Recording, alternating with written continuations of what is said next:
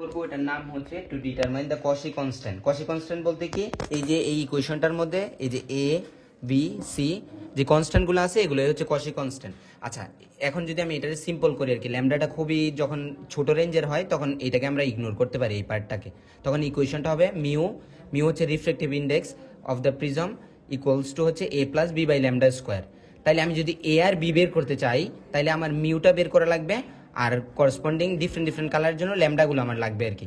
এখন এইটা করার জন্য আমার টোটাল 4টা টেবিল লাগবে। 4টা টেবিলের মধ্যে আমি যদি আগে অ্যারেঞ্জমেন্টটা বলে নিই যে আমি কি কি করব। প্রথমে আমি বের করব হচ্ছে প্রিজম অ্যাঙ্গেল, যেটা আমার লাগবে। দেন প্রিজম অ্যাঙ্গেল বের করার পরে আমি বের করব হচ্ছে মিনিমাম ডেভিয়েশন। এই দুইটার মাধ্যমে আমি বের করব হচ্ছে reflective index of the material of the prism. এটা বের করা শেষ হয়ে গেলে এরপরে আমার কাজ হবে হচ্ছে ডিফ্রেকশন গ্রেটিং এর থ্রুতে আমি অ্যাঙ্গেল অফ ডিফ্রেকশনের মাধ্যমে ল্যামডাগুলো বের করব, ওয়েভলেন্থগুলো বের করে নিব।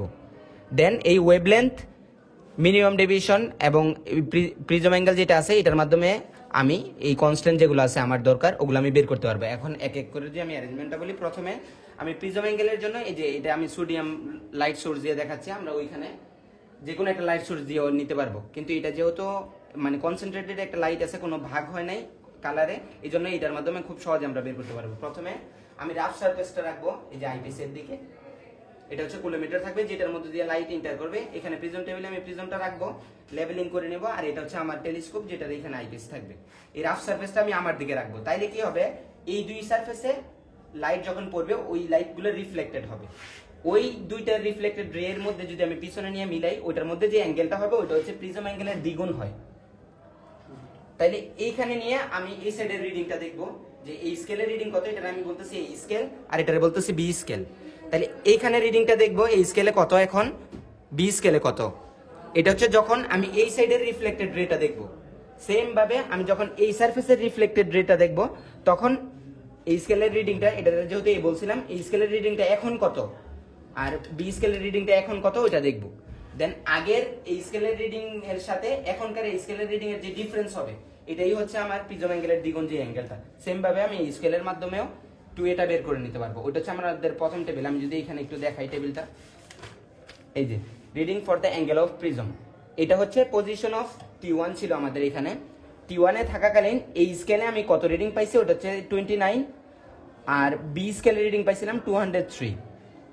দেন আমি যখন পজিশনটাকে চেঞ্জ করে T2 তে নিব তখন এই স্কেলের রিডিং পাইছি হচ্ছে আমি এই যে 325.5, আর বি স্কেলে তখন রিডিং পাইছি 135। এই দুইটার মধ্যে যে ডিফারেন্স, এই যে টোটালটা থেকে আমি যেহেতু বার্নিয়ারেরটা বলি নাই, এটাকে যদি আমি ওয়াই বলি আর এটাকে যদি এক্স বলি, এই দুইটার মধ্যে যে ডিফারেন্স ওইটা হচ্ছে আমার প্রিজম অ্যাঙ্গেলের দ্বিগুণ, ওইটাকে ওরা বলছে থিটা। দেন এটার যদি আমি অর্ধেক করে দেই তাহলে আমি প্রিজম অ্যাঙ্গেলটা পেয়ে যাব।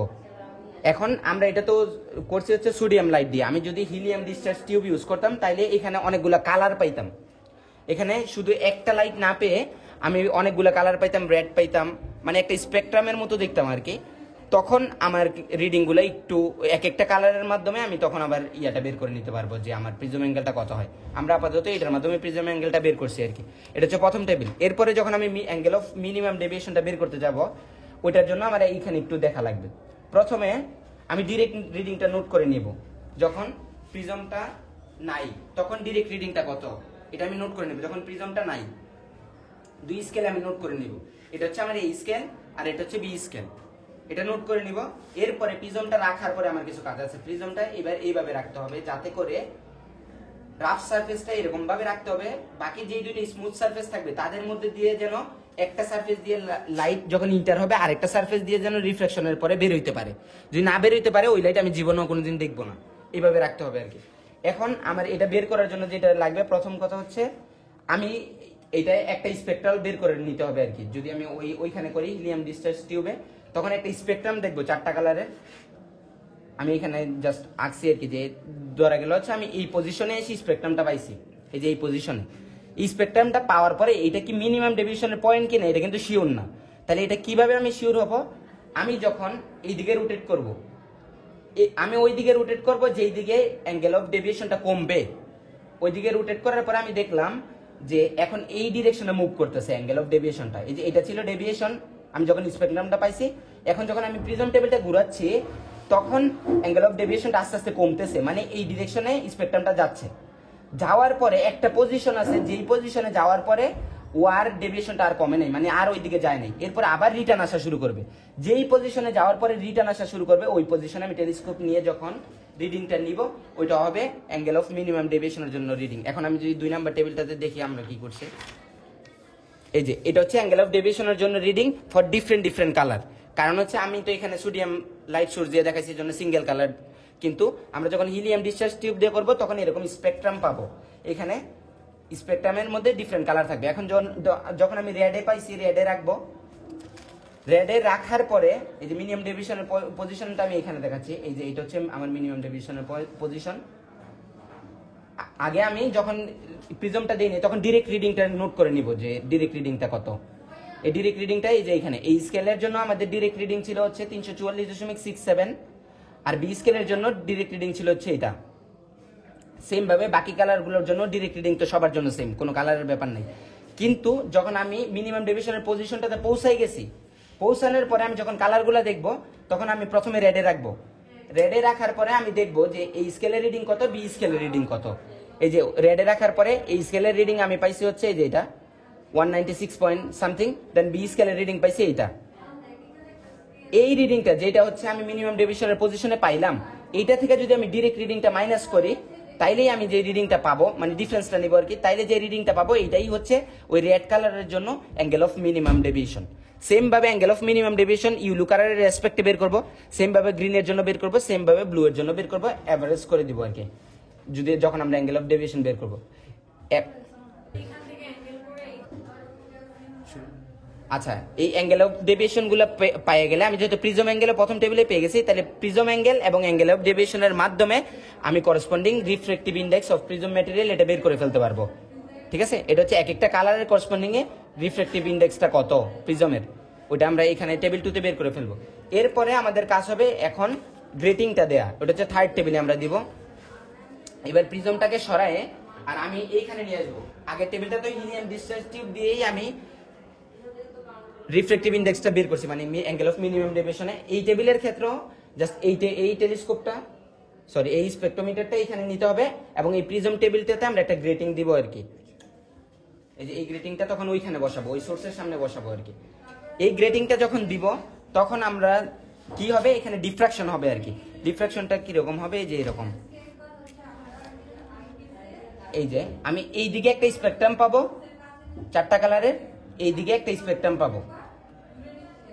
আমার অ্যাঙ্গেল অফ ডিফ্লেকশনটা হচ্ছে ডিরেক্টের সাথে এই যে ডিফ্লেক্টেড হয়েছে এইটার অ্যাঙ্গেলটা, কিন্তু আমি নিব হচ্ছে এই অ্যাঙ্গেলটাকে মেজার করব, যে এইখানে যে স্পেকট্রাম আছে আর এইখানের যে স্পেকট্রাম আছে, এই দুইটার মধ্যবর্তী অ্যাঙ্গেলটা আমি মেজার করব।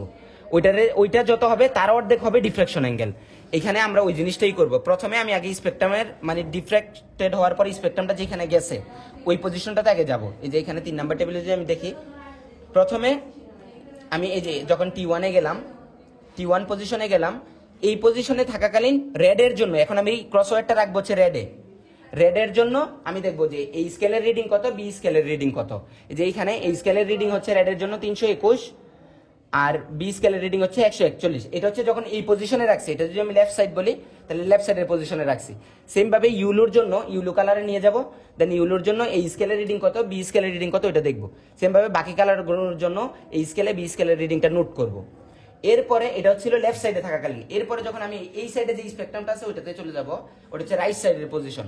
ওই পজিশনে গিয়ে আবার সেম ভাবে আমি রেডের জন্য এই স্কেলে কত, বি স্কেলে কত এবং বাকি কালারগুলোর জন্য রিডিংগুলো নিব। এইবার রাইট সাইডের পজিশনের সাথে লেফট সাইডের মধ্যে যে অ্যাঙ্গেলটা, এটা কিন্তু ডিফ্লেকশন অ্যাঙ্গেল না, এটা হচ্ছে ডিফ্লেকশন অ্যাঙ্গেলের দ্বিগুণ। ওটার ওর নাম দিচ্ছে থিটা।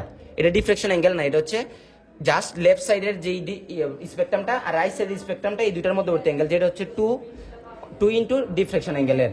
তাহলে এটা যদি থিটা হয়ে থাকে তাহলে ডিফ্লেকশন অ্যাঙ্গেলটা সমান কি হবে, θ/2। ওইটাই আমরা বের করছি। প্রথমে এই থিটা ড্যাশটা মানে থিটাটা বের করছি, দেন ডিফ্লেকশন অ্যাঙ্গেলটা বের করছি। এইবার ডিফ্লেকশন অ্যাঙ্গেলটা পেয়ে গেলে আমি সাইন অফ ডিফ্লেকশন অ্যাঙ্গেল এবং যে গ্রেটিং কনস্ট্যান্টটা আছে ওটা তো আমরা গ্রেটিং থেকেই পেয়ে যাবো। এই গ্রেটিং কনস্ট্যান্ট এবং ডিফ্লেকশন অ্যাঙ্গেলের মাধ্যমে আমি করসপন্ডিং ল্যামডাগুলো বের করে ফেলতে পারবো। এক একটা কালারের করসপন্ডিং এ ডিফ্লেকশন অ্যাঙ্গেল এক এক রকম হবে এবং ওগুলোর করসপন্ডিং আমি এক এক রকমের ল্যামডা পাবো আর কি। এরপরে জাস্ট লাস্ট টেবিলে আমরা কি করবো, এবার হচ্ছে আমাদের কসি কনস্ট্যান্ট গুলো বের করার পালা।